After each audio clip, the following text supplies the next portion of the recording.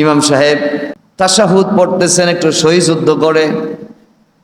তাশাহুদের পরে দুরূদ শরীফ আছে, দুরূদ শরীফের পরে দোয়া মাসুরা আছে। ইমাম সাহেব পুরাটাই পড়তেছে, পিছনে কিছু মুসল্লি আছে তাশাহুদ পড়িয়া তারপরে দুরূদ শরীফ পড়িয়া দোয়া মাসুরার পড়ে না। ওনার চিন্তা হলো আমার নামাজ তো শেষ, ইমাম সাহেব কেন এখনো সালাম ফিরায় না? উনি পিছনের থেকে একটা আওয়াজ দিল,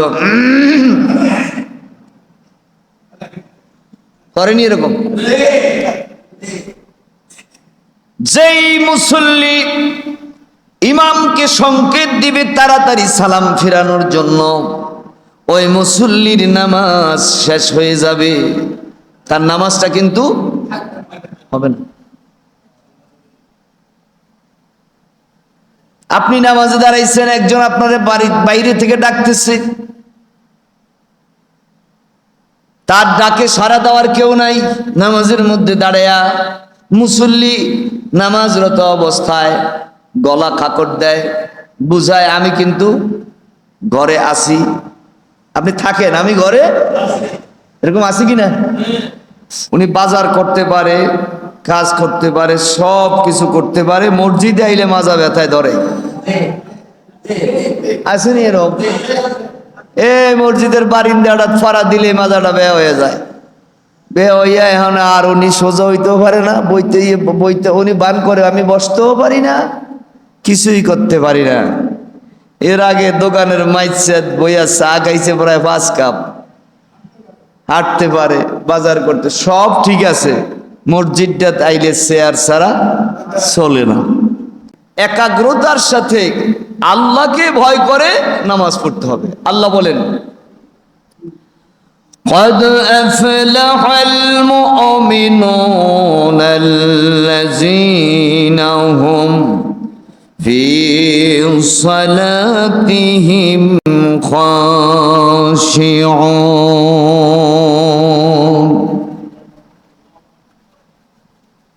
ওই মানুষরা সফল কাম, ওই ইমানদার সফল কাম, যে ইমানদার তার নামাজে আল্লাহকে ভয় করে। কারে ভয় করে? নামাজের মধ্যে অতিরিক্ত অঙ্গ নাড়াচাড়া করা, অতিরিক্ত পরিমাণ অঙ্গ হেলানো দোলানো, এটা জায়েজ নাই। আপনি যদি নামাজের মধ্যে এমন ভাবে অঙ্গ হেলান দুলান অথবা নড়াচড়া করেন যে আরেকজন মানুষ দেখে বলতেছে আপনি নামাজের মধ্যে নাই, তাইলে আল্লাহ পাকও আপনাকে নামাজে নাই বলে সাব্যস্ত করে আপনার নামাজ থেকে আপনাকে বরখাস্ত করে দেয়। নামাজের মধ্যে দাঁড়ায়া খাশিউন অর্থাৎ অন্তরের ভিতরে একমাত্র আল্লাহর ভয় ছাড়া, আল্লাহর মহব্বত ভালোবাসা ছাড়া আর কিচ্ছু থাকবে না। আমি একবার এক জায়গায় ওয়াজ করতে গেলাম, তো মাগরিবের নামাজ যায় পড়ছি মসজিদে, আমাদের চাঁদপুরেরই এক মসজিদে। হঠাৎ কারেন্ট চলে গেছে, নামাজের আগেই কারেন্ট গেছে। তো কারেন্ট চলে গেছে, নামাজের 2 রাকাত, মাগরিব নামাজের 2 রাকাত হয়েছে, আর কারেন্ট আইছে। কারেন্ট আসার পর একটা আলো জ্বললে উঠে না, মাথার উপরে ফ্যান আছিল, ফ্যানের সুইচ দেওয়া ছিল না। মুয়াজ্জিন এই নিয়তরত অবস্থায় যাই হাইটা সুইচ দিয়ে দিছে, আইসা আবার জাগাত খারে আবার নামাজ পড়তে আছে। কয় রাকাত? 2 রাকাত পড়া হয়েছে। 3য় রাকাতে মুয়াজ্জিন যে ফ্যানের সুইচ দিয়ে আইয়া আবার জাগাত খারে নামাজ পড়ে। নামাজের পরে আমি জিজ্ঞেস করলাম, মুয়াজ্জিন সাহেব, এই যে নামাজের এখানে যাইয়া যে আপনি ফ্যানের সুইচ দিলেন নিয়ত ছেড়ে দিয়া, না হুজুর নিয়ত তো সারি নাই। নিয়ত ঠিক আছে, নিয়ত সারি নাই, এই হাত বান্ধন ছিল, এই হাত দিয়া সুইচ টিপ দিছি।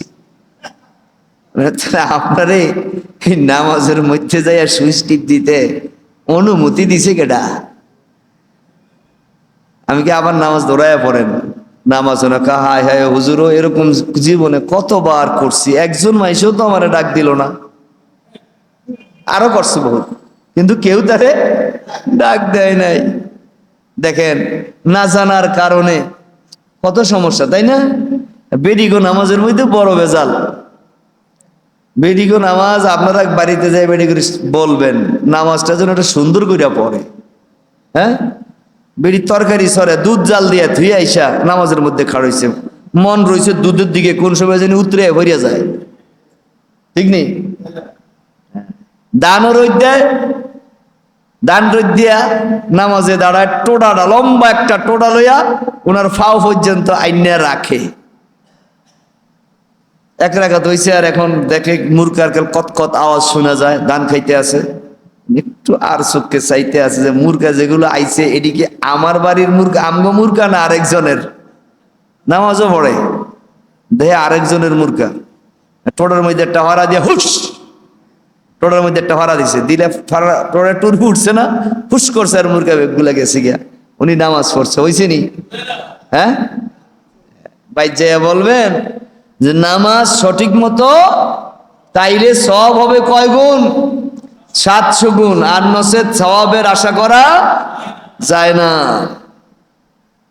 আমরা নামাজও পড়ি, আবার নামাজের মধ্যে বিভিন্ন প্রকার অভিনয় করি। অনেক মানুষ আছে দেখবেন, ইমাম সাহেব নামাজ পড়াইতেছেন, ইমাম সাহেব তাশাহুদ পড়তেছেন, একটু সহি শুদ্ধ করে, তাশাহুদের পরে দুরূদ শরীফ আছে, দুরূদ শরীফের পরে দোয়ায়ে মাসুরা আছে, ইমাম সাহেব পুরাটাই পড়তেছে, পিছনে কিছু মুসল্লি আছে তাশাহুদ পড়িয়া তারপরে দুরূদ শরীফ পড়িয়া দোয়ায়ে মাসুরা আর পড়ে না। ওনার চিন্তা হলো আমার নামাজ তো শেষ, ইমাম সাহেব কেন এখনো সালাম ফিরায় না? উনি পিছনের থেকে একটা আওয়াজ দিল, করেনি এরকম? যেই মুসল্লি ইমামকে সংকেত দিবে তাড়াতাড়ি সালাম ফিরানোর জন্য, ওই মুসল্লির নামাজ শেষ হয়ে যাবে, তার নামাজটা কিন্তু হবে না। আপনি নামাজে দাঁড়াইছেন, একজন আপনার বাড়ির বাইরে থেকে ডাকতেছে, তার ডাকে সাড়া দেওয়ার কেউ নাই, নামাজের মধ্যে দাঁড়ায়া মুসল্লি নামাজরত অবস্থায় গলা খাকড় দেয়, বুঝায় আমি কিন্তু ঘরে আসি, আপনি থাকেন, আমি ঘরে এরকম আসি কিনা? উনি বাজার করতে পারে, কাজ করতে পারে, সব কিছু করতে পারে, মসজিদে আইলে মাজা ব্যথায় ধরে, আসেনি এরকম?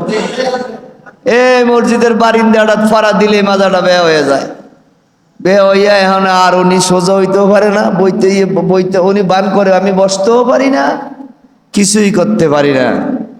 এর আগে দোকানের মাইছে বইয়া চা খাইছে প্রায় 5 কাপ, হাঁটতে পারে, বাজার করতে সব ঠিক আছে, মসজিদটা আইলে চেয়ার ছাড়া চলে না। এই যে ভান করা,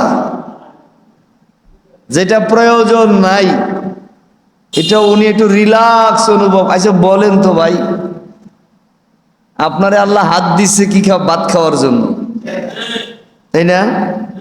এই হাতটা যদি খাওয়ার জন্য দিচ্ছে, ভাত খাইতে গিয়া আমরা হাতটা যদি কাইটা লাই, তাহলে ভাতটা তো আরেকজনের খাওয়াইয়া দেওয়া লাগবে।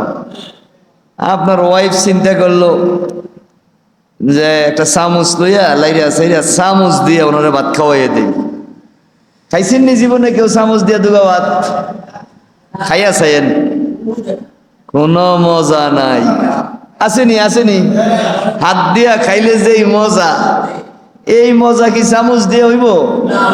জীবন হইতো না।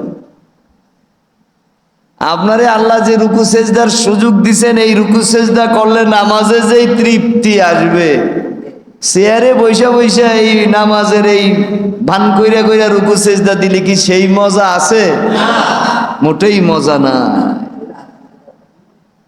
আপনার হয়তো একটু কষ্ট হইব, জেনে রাখবেন, যেই কাজে কষ্ট বেশি ওই কাজে সওয়াব বেশি। যে কাজে কষ্ট বেশি ওই কাজে সওয়াব বেশি। একই নামাজ আপনি একজনে পড়তেছে কষ্ট করিয়া, আর আপনি পড়তেছেন অনায়াসে, আপনার চেয়ে তার সওয়াবটা বেশি হবে।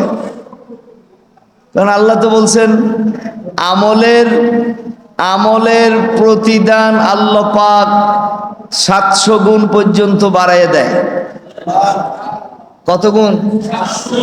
আমলের ধরন বুঝা আল্লাহ আমলের সওয়াব দেয়। এই যে যারা মসজিদের কাতারে নামাজ পড়েন সবার সওয়াব কি এক সমান হয় নাকি? না। একই মসজিদ, একই ইমাম, আপনি মুসল্লি পাশাপাশি দাঁড়াইছেন, কিন্তু সওয়াবে কি আছে? পার্থক্য আছে। কেন? উদাহরণ নেন, পরীক্ষার খাতায় এই রুমের মধ্যে 50 জন স্টুডেন্ট আছে, 50 জনেই তো লেখে, একই ওস্তাদের কাছে পড়ছে, সিলেবাস একই ছিল, পাঠ্য বই একই, একই হলে পরীক্ষা দিছে, একরকম চেয়ার একরকম টেবিলেই লেখছে, একরকম খাতা ব্যবহার করছে, একরকম কলম ব্যবহার করছে। একজন পাইছে 33 টানে মানে পাস, আরেকজন পাইছে A+ 80-র উপরে, আরেকজনে পাইছে 15 ফেল করছে। নাম্বার ভাগ হইল কি লেগা? তাহলে এই ছাত্রের কাজের মধ্যে কি আছে? পার্থক্য আছে। সবাই লেখলেই 80 নম্বর পাইবে না, সবাই নামাজ পড়লেই 700 গুণ সওয়াব। নামাজের ধরন ক্লাসিফিকেশন অনুযায়ী সওয়াব। হাজিরা দিছেন, নামাজের একটা সওয়াব হয়েছে। আপনি যে নামাজে দাঁড়াইছেন, আপনার মন মানসিকতা কি, কি জন্য নামাজটা পড়ছেন, এটার জন্য একটা মার্কিং আছে, আছে না? আপনি যে সূরা কেরাত পড়তেছেন শুদ্ধ না অশুদ্ধ, এটার জন্য একটা মার্কিং আছে। আপনি যে রুকু সিজদা দিলেন তারতিব এবং আপনার এখানে তাআদিলে আরকান ঠিক মতো করলেন কিনা, এটার জন্য একটা মার্কিং আছে। হ্যাঁ, এই সব বিষয় নিয়ে মার্কিং আছে। এই মার্কিং করতে পারলে হইল 100% মার্কিং হইলে আপনার নামাজের সওয়াব A+ 700 গুণ। এখানে নামাজের মধ্যে দাঁড়িয়ে যদি উপরের দিকে ছায়া, মসজিদের টাইলসটি কত সুন্দর লাগাইছে, এই মিলের টাইলস এই বর্তমান সময়ে পাওয়া যায় না। যেই মিস্ত্রি লাগাইছে ওই মিস্ত্রির লাগানটাও সুন্দর হইছে। আপনি যদি দাঁড়ায় দাঁড়ায় টাইলস ভাবেন, আপনার এই নামাজ আর যেই ব্যক্তি সঠিক মতো সূরা কেরাতের প্রতি মনোযোগ দিয়ে নামাজে অ্যাটেনশনটা ঠিক মতো দিল, এই দুইজনের সওয়াব কি একরকম? হ্যাঁ, একরকম না।